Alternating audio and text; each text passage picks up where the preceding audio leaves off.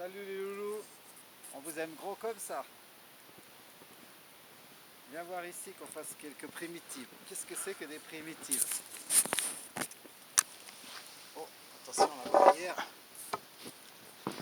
Alors les primitives, c'est pas du tout les copines de Cro-Magnon et Néandertal. Non, non, non, ça n'a rien à voir avec ça.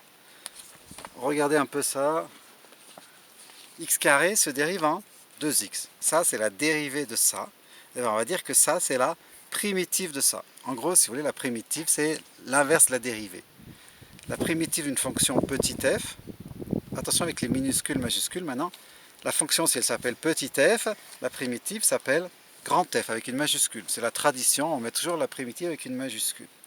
Et donc si je dérive grand F prime, ça redonne petit f.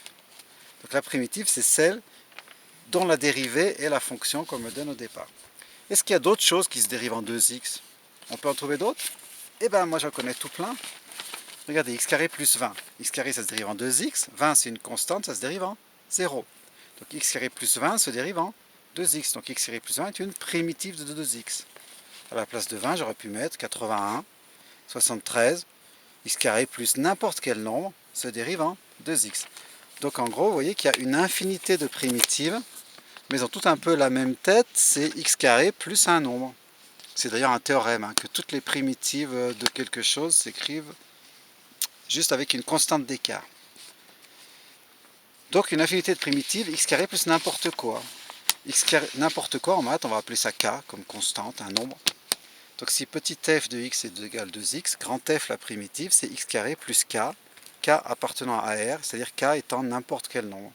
On va noter ça comme ça, pour dire x carré plus n'importe quoi. Alors après, des fois, ce qui est dur, c'est de trouver les primitives.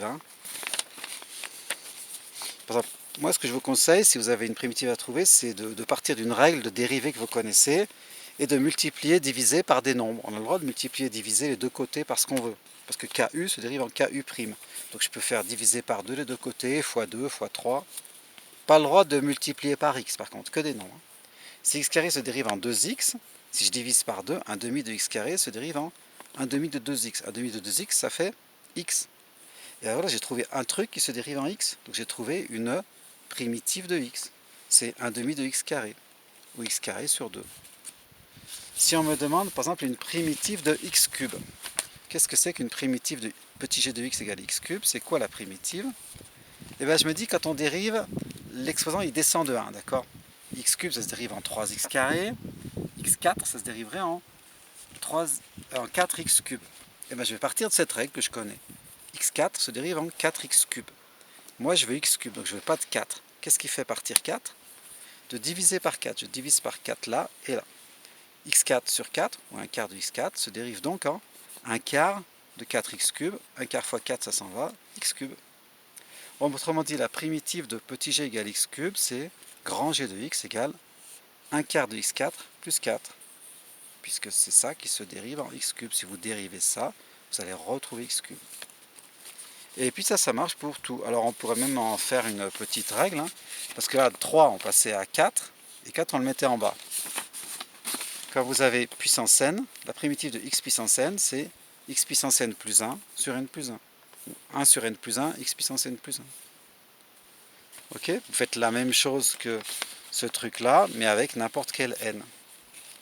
Ça, on peut l'apprendre par cœur. Après, il faut penser aussi, toutes les formules de dérivées que vous connaissez, ça vous fait des formules de primitives. Ça, c'est la dérivée de racine de x. La primitive de ça, c'est donc racine de x plus k. ln x se dérive en 1 sur x, donc la primitive de 1 sur x, c'est ln x plus un nombre.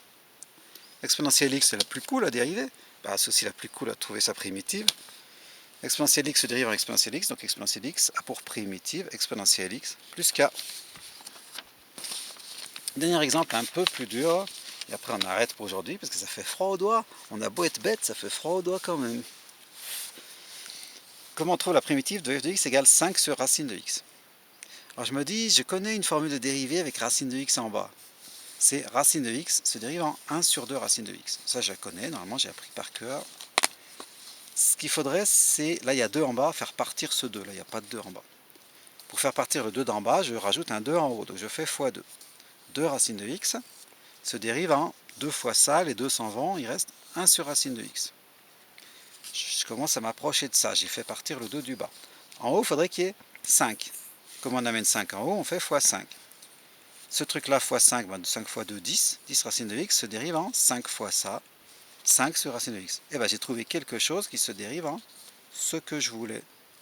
Autrement dit, la primitive de 5 sur racine de x, c'est grand H de x égale 10 racine de x plus un nombre. Et ben salut les loulous, à bientôt. Si j'arrive à sortir de cette énorme neige.